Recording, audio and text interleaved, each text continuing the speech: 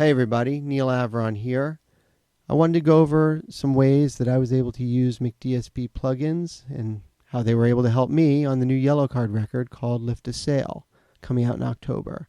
The song we're going to go over is Make Me So, which is an up-tempo rock number, and I want to show you what we did. So let's start with the kick drum. Alright, I'm going to play you the track so you can kind of get a feel for it.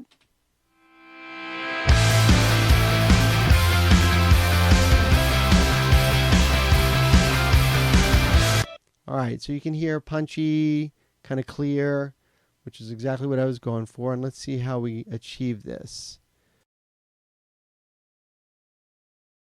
So here's the original kick drum without any plugins.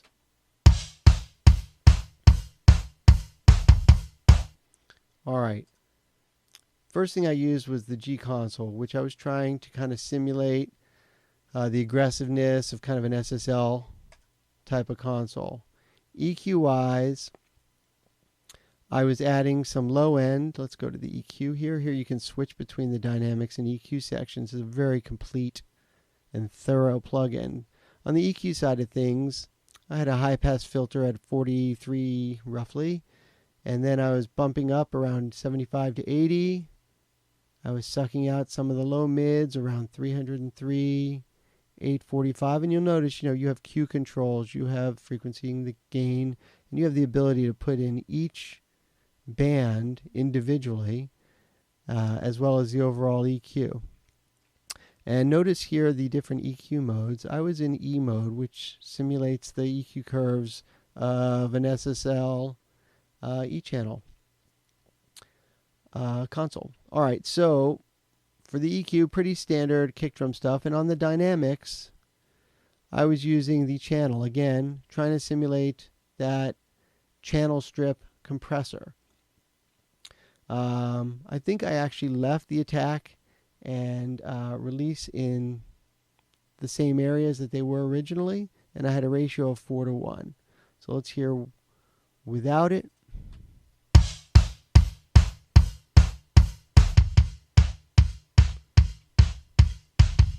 Alright, so you'll notice the kick drum is more focused. Also on the EQ, one thing I didn't mention is I am rolling off stuff above, looks like a 8K here. And I'm doing that to kind of get rid of some of the cymbal bleed and just again help when I turn up the kick drum, it's more focused and I'm not hearing all the top end. The next thing I did was I used another dynamics processor. This one looks similar, but this is just dynamics. And with this I changed the knee to bus. So this is acting more like a typical bus compressor. And let's play with and without it.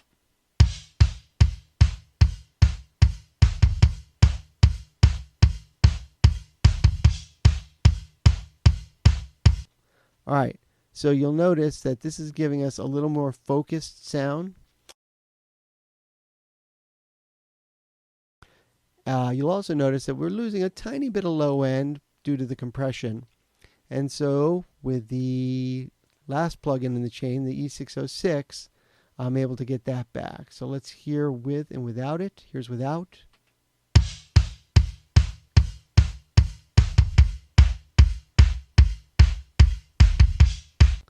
Alright, so you can hear quite a difference there. One of the great things about the E606 that I really love is the ability to have this low shelf part of the EQ, and I'm hitting that pretty hard in 9 dB roughly at 60 Hertz. But you'll also notice here on the high pass, I'm rolling off stuff below 35 at 12 dB per octave, pretty steep. So if I take that off, you'll notice that the low end gets a lot more out of control. Let's hear that.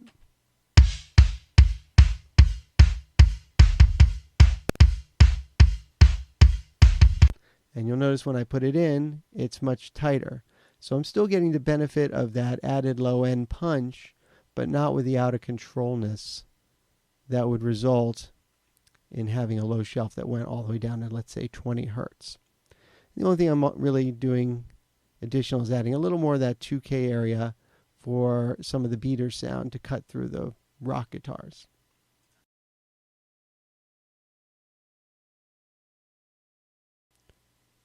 All right, let's move on. All right, scrolling down to the bass. Let's play a little bit of this here.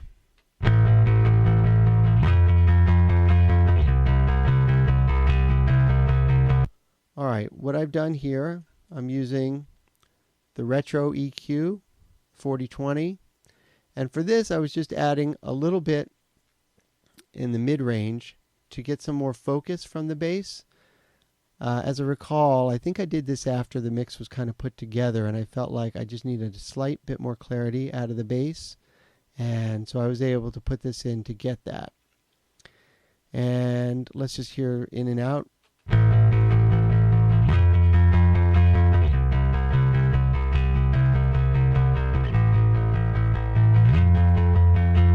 You'll hear the focus shifts from being kind of more low-endy to a little more focused in the mid-range. Now, on the other hand, I was using the 4030 compressor on the overall bass to help keep the low end more solidified and constant, and the overall level as well. So let's take a listen without.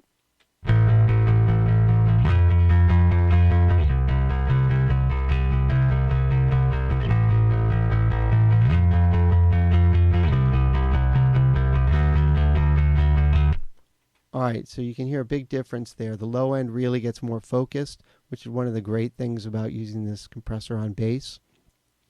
Also, you notice I'm using a pretty fast release time. In fact, I think it's as fast as it can go. Yes, it is. And again, that has to do with the tempo of the song, the fact that the bass player is playing constant eighth notes throughout the song. And that really just helps keep the level and the fullness up through the track and cut through the track that way, and just kind of keep the whole thing grounded, basically.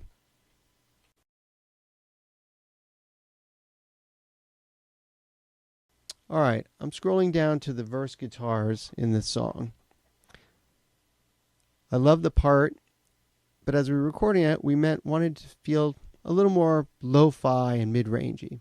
Simple way to do that, very elegant, simple way, is with the McDSP F202s. So let's hear it without it.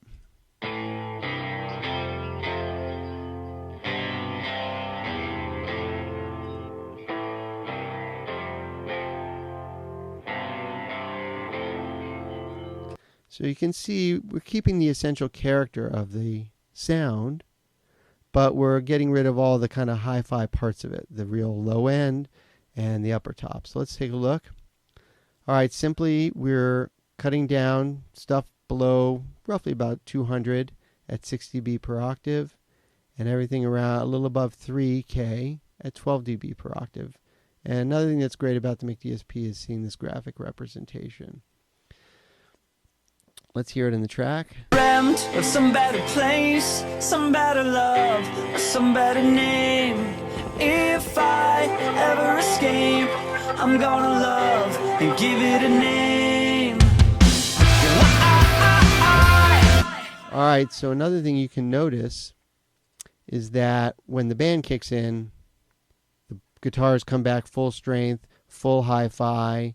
So that's another reason we went with the filtered sound, was to kind of give that juxtaposition and make the chorus stand out even more.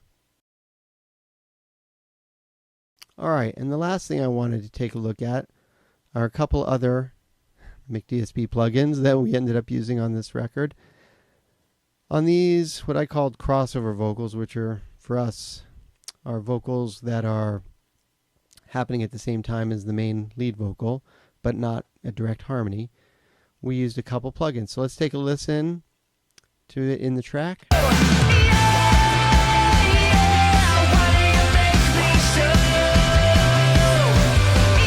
All right, so let's take a listen to it in solo so you can hear. Why do you make me so? Why do you make me so?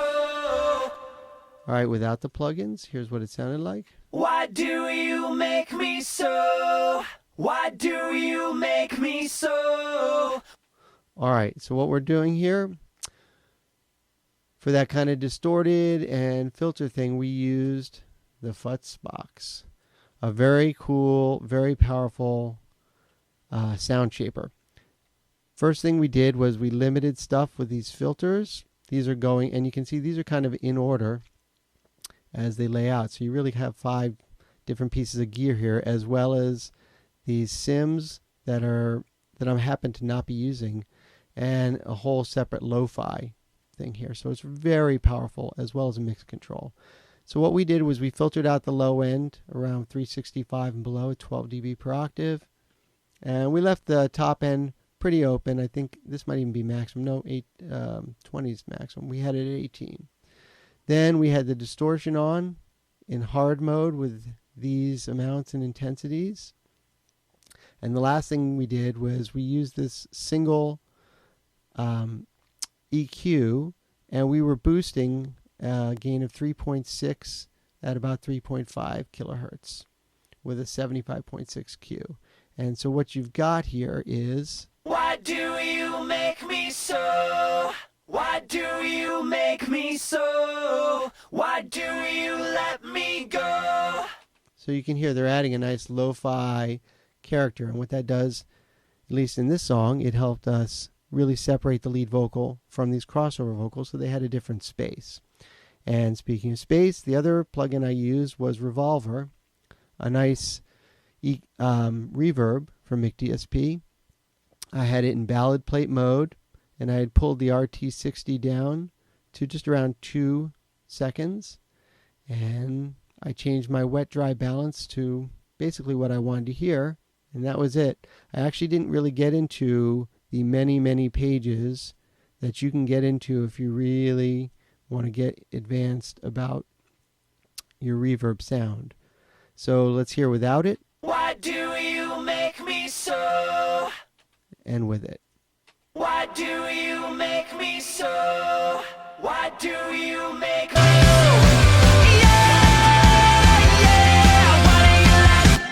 All right, so again, it's helping put those vocals in a different space by changing the EQ and a little bit of distortion, and then setting them back a little bit with reverb.